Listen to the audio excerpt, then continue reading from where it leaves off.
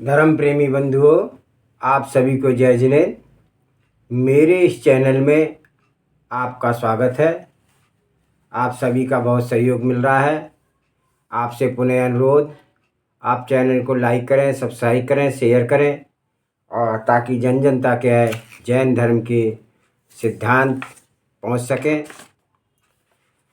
मेरे इस चैनल में ज्ञानार्णव ग्रंथ का स्वाध्याय चल रहा है और इसके अंतर्गत आज हम स्वाध्याय करेंगे श्लोक नंबर 10 का।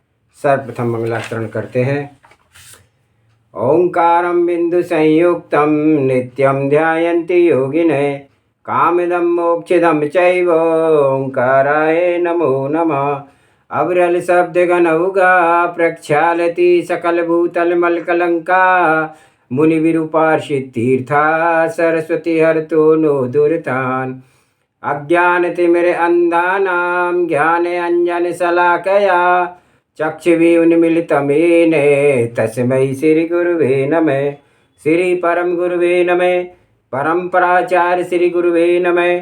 सकल कालुष विध्वंसकं श्रीशां परिवर्धकं धर्म संबंधकं भव्य जीव मन प्रतिबोधकारकम् इदं शास्त्रं श्री ज्ञानार्णव।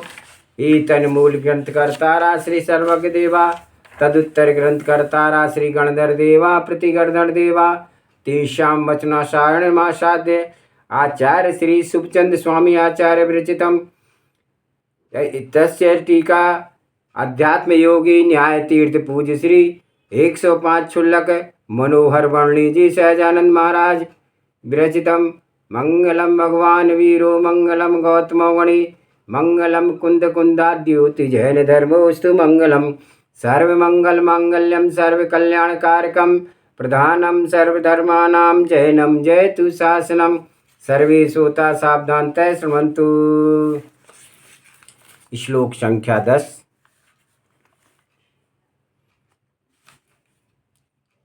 दुरन्ते दुरितांक्रांतं निस्सारमतिर्वच्चकं जन्म विज्ञाय कैसर्वार्थे जन्म विज्ञाय कैसर्वस्वार्थे मुह्यत्यंगी सचेतना।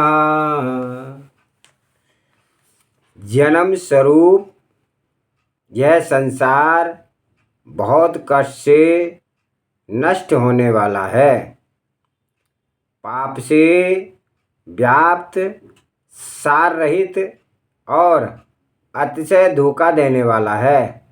इसके स्वरूप को जान करके भला ऐसा कौन सचेतन प्राणी है जो आत्म प्रयोजन में मोह को प्राप्त होता है।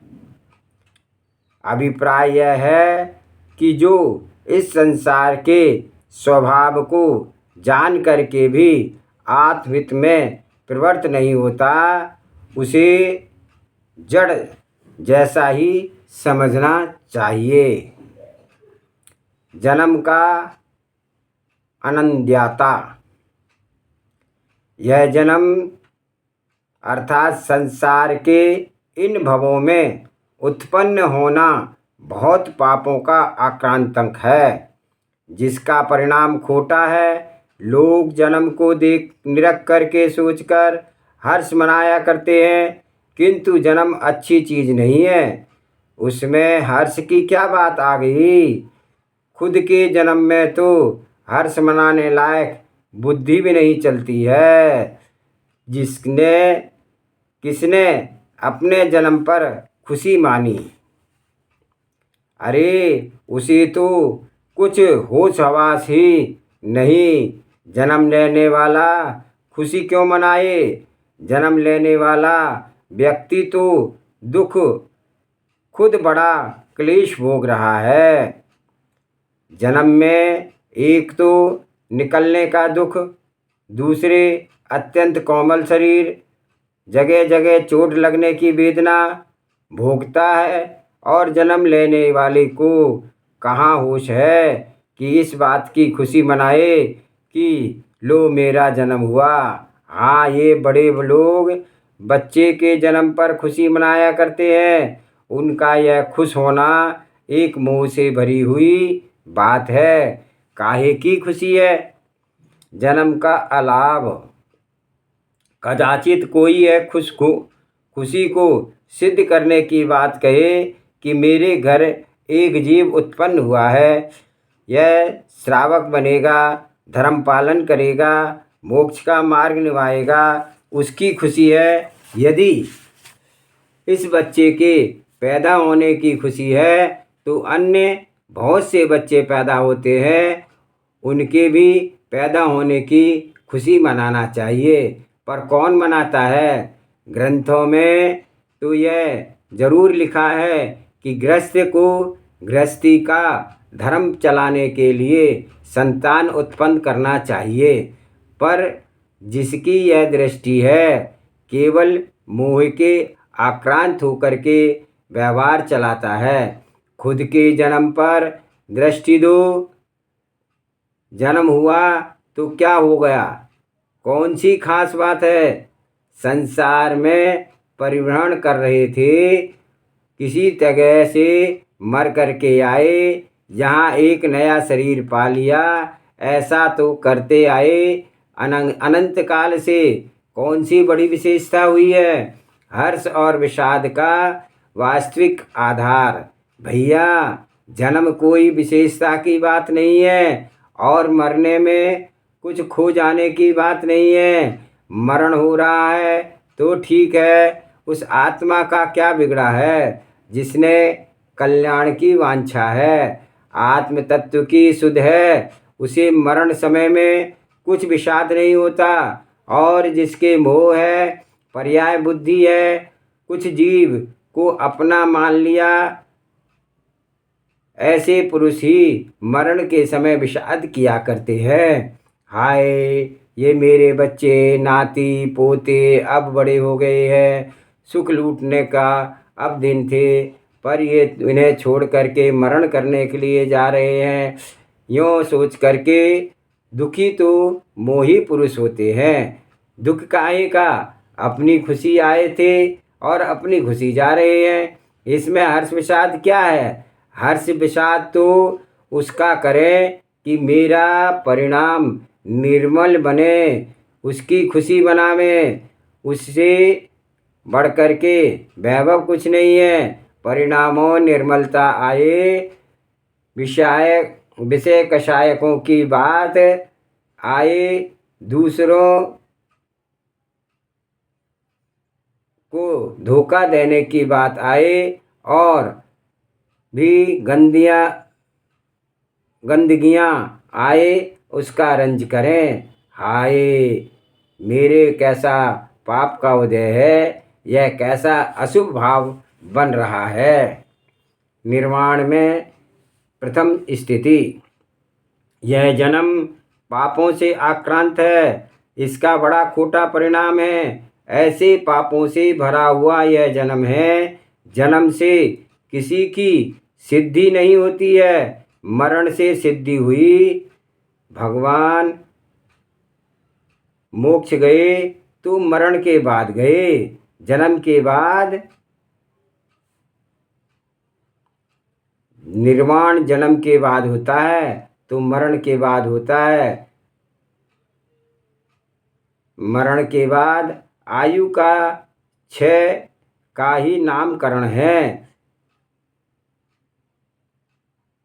जब अयोग केवली गुण स्थान में अंत में आयु का भी क्षय हो जाता है, तभी तो निर्वाण पाते हैं, सिद्ध होते हैं। सदा के लिए शुद्धि और आनंद मिल जाना यह मरण पूर्वक होता है, जन्म पूर्वक नहीं होता। ज्ञानियों की दुनिया में शुद्धि और आनंद मिल जाना यह मरण पूर्वक होता है। ज्ञानियों की दुनिया में मरण का तो समारोह मनाया जाता है, जन्म का समारोह नहीं मनाया जाता। मोहियों की दुनिया में जन्म का समारोह मनाया जाता है, मरण का नहीं मनाया जाता है। मरण के समारोह मनाने की बात वहाँ सोचिएगा जहाँ अनेक साधु संत हैं, संत में संग में और कोई साधु समाधि मरण में आया है। समाधि मरण की उसकी आत्मा की रक्षा के लिए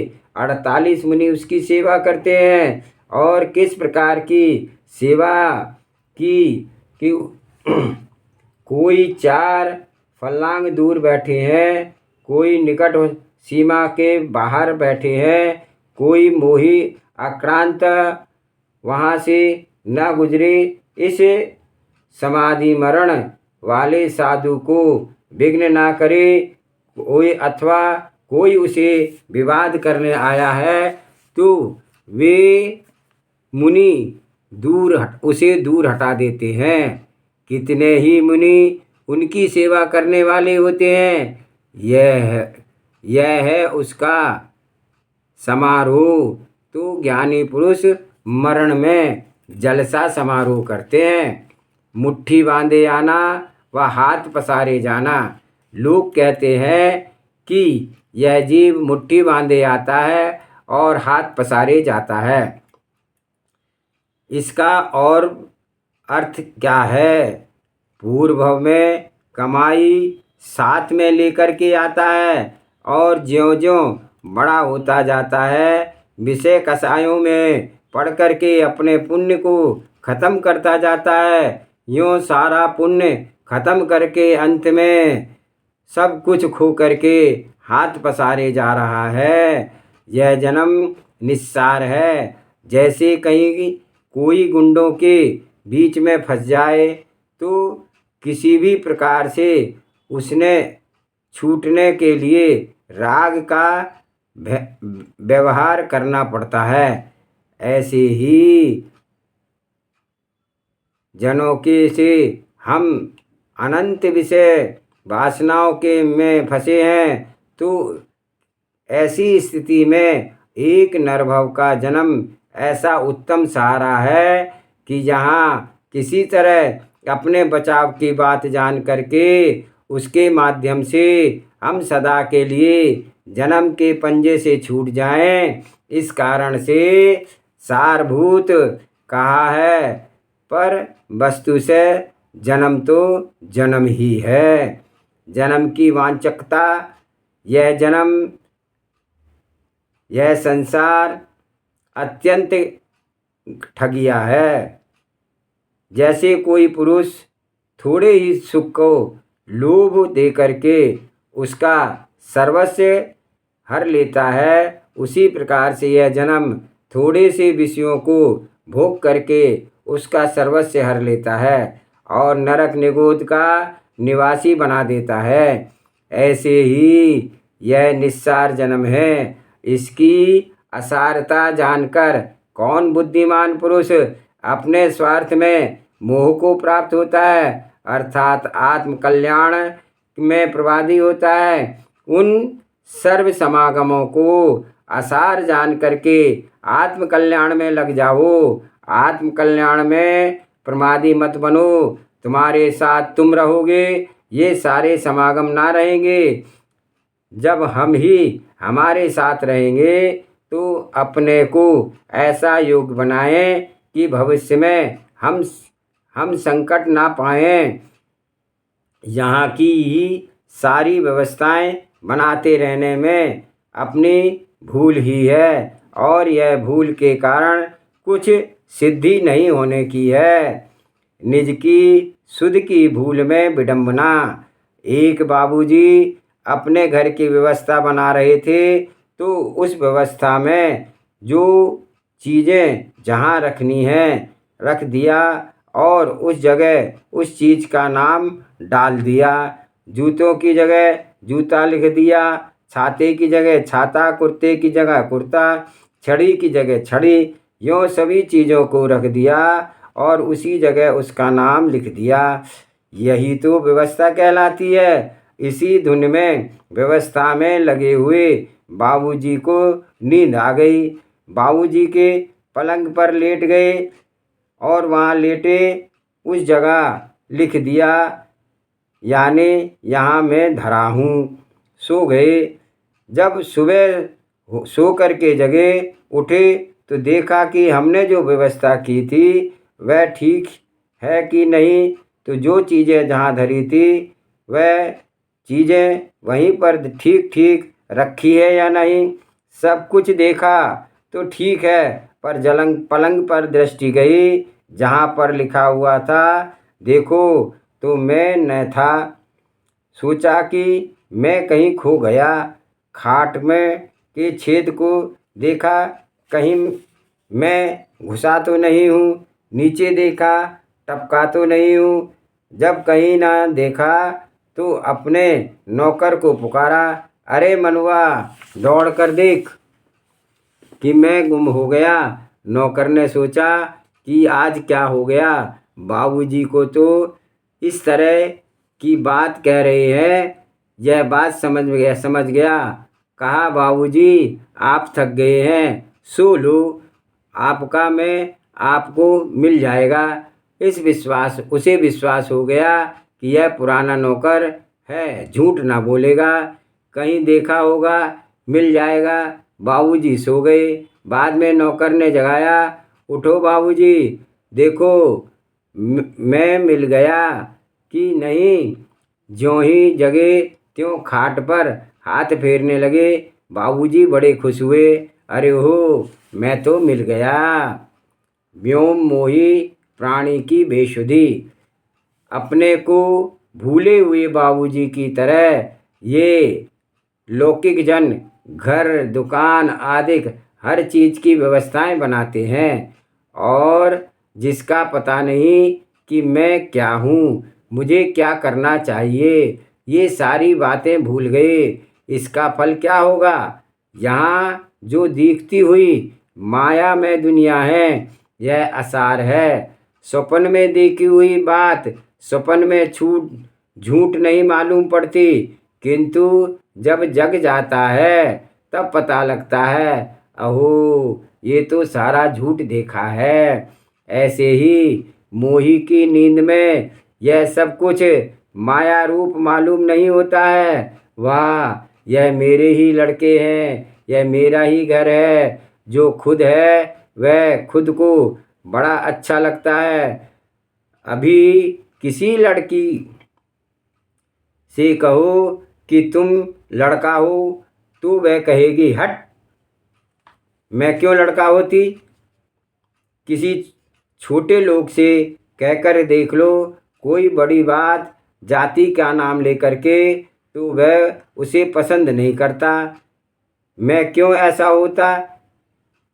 कैसा जाल बिछाया है कि जिस का माया पर्याय में है, जो जिस ढंग से है तन में, उसे वह ही सब कुछ मालूम होता है। आप किसी बूढ़े आदमी से कह दें, तुम्हारे गाल भी पिचक गए, दांत भी गिर गए, सारा शरीर सिकुड़ गया, भूत जैसा तुम्हारा शरीर लगता है, देखो हमारा शरीर हष्ट-पुष्ट है। अच्छा, इससे तुम राग करने लगो, अपने शरीर को राग छोड़ दो, तो क्या वह अपने शरीर का राग छोड़ देगा? अरे कैसे छोड़ सकता है? उसके लिए तो वह वही अच्छा है। धर्म पालन में एक चित्तता की आवश्यकता। यह लोक माया जाल है। यह जन्म से संसार अति घटिया है, अति ठगिया है। अब अपने कदम बढ़ाओ आत्म कल्याण के लिए। जैसे किसी व्यापारी को समझाते हैं, देखो तुम दसों काम ना छोड़ो किसी एक काम की, तुम दसों काम ना छेड़ो, किसी एक काम को मजबूती से पकड़ करके चलो तो तुम्हारा काम व्यवस्थित बनेगा।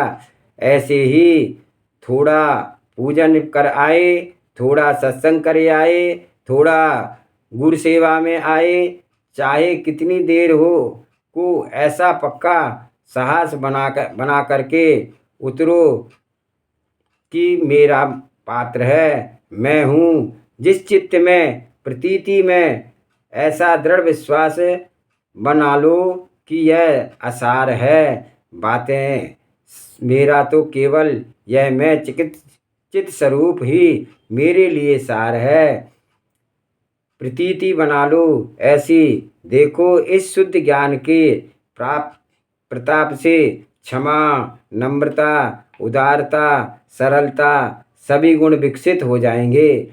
इस ग्रंथ की भूमिका में यह बात कह रहे हैं कि ये संसार को असार जान करके इसमें लीन मत हो और हित को ना भूलो। एक आकांक्षा उत्पन्न करा रहे हैं कि हित भरी बातों को सुन करके यह श्रोता अपना कल्याण कर सके।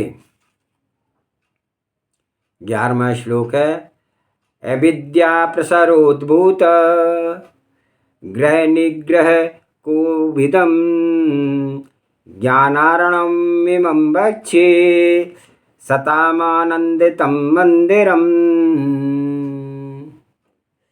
अर्थात मैं ज्ञान के समुद्र के स्वरूप उस ज्ञानार्णव ग्रंथ को कहूँगा कि जो अविद्या के विस्तार से उत्पन्न हुए दुराग्रह से नष्ट करने में दक्ष एवं सत्पुरुषों को आनंद का स्थान है। ग्रंथकार का शुभ संकल्प।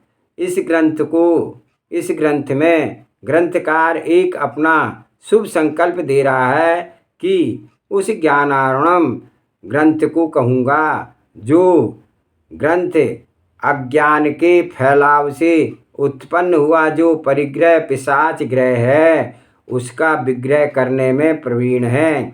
बताओ भैया, अनादि काल से अज्ञान अंधकार आज तक छाया चला आ रहा है। इसे समूल नष्ट करना है कि नहीं?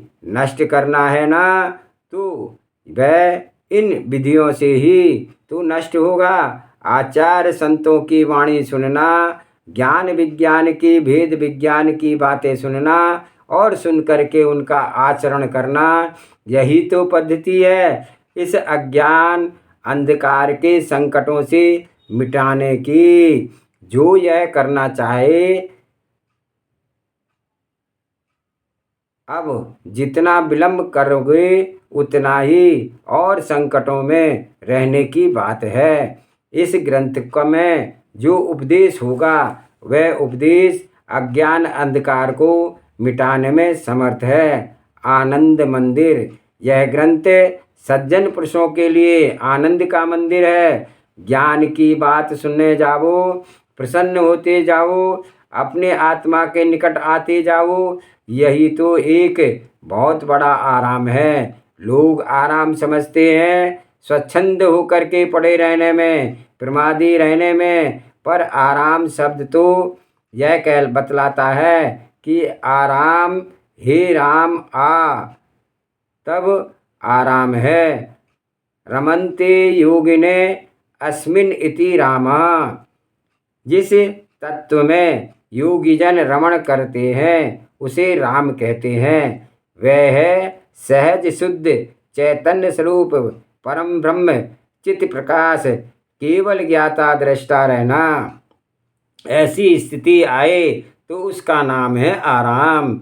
ज्ञानी पुरुष अपने आत्म स्वरूप में रमण करके आत्मा के निकट पहुँच करके अपनी सारी थकान को दूर कर देते हैं। तो ये ज्ञान की बातें आनंद के घर में और सारी प्रसंगों में कोई चित्त लगाता है तो उसमें उसे क्षोभ होता है। यह बाहरी प्रसंग शांति के कारण नहीं बन सकते हैं। प्रकृत ग्रंथ की विहित पक्षता।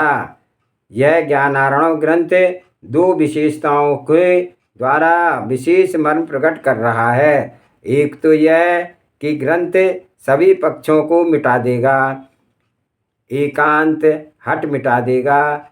यह जगत के प्राणी मिथ्यात और वशीभूत होकर के अपनी हट बनाए हुए हैं। मिथ्यात दो प्रकार के हैं, एक अग्रहित दूसरा ग्रहित। एक तो बिना सिखाए मिथ्यात बनता है और एक सिखाने से मिथ्यात बनता है। जैसे शरीर को आपा मानना, विषय कषायों से अपना हित समझना, इन बातों को कोई सिखाता है क्या? यह अगृहीत मिथ्यात्व है। इस पक्ष में बना है क्या है? जो मैं हूँ उसे मैं मानना, और जो अपना अहित है उसे हित मानना, और सिखाई हुई मिथ्यात्व में तो बड़े कलात्मक ढंग से पक्ष का लोभी बनता है। जीव तो नित्य ही है, अनित्य ही है, एक ही है, अनेक ही है, एकांतों का पक्ष करता है। इस ग्रंथ में के अध्ययन से इन दोनों प्रकार के पक्ष दूर हो जाएंगे।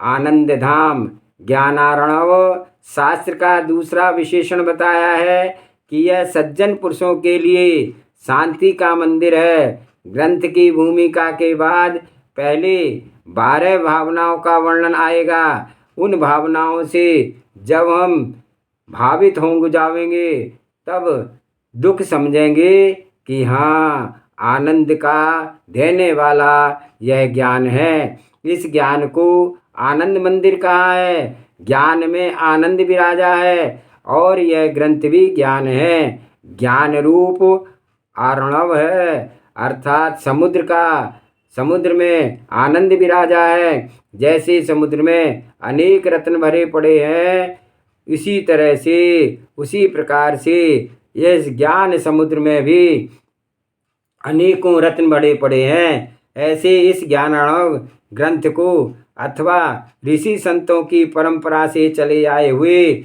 विशेष ज्ञान को अब इस ग्रंथ में कहेंगे। आज का स्वाध्याय यही सब समाप्त करते हैं। जावाणी के ज्ञान से सूझे लोकालोक, सो वाणी मस्तक नमो सदा देत हूँ दो। हे जिनवाणी भारती तोय जपो दिन रैन, जो तेरा शरण आ गए सो पावे सुख चैन। देव भजो अरिहंत को गुरु सेवा निर्गन, दया धर्म पालो सदा यही मोक्ष का पंथ। 9 बार नमोकार मंत्र।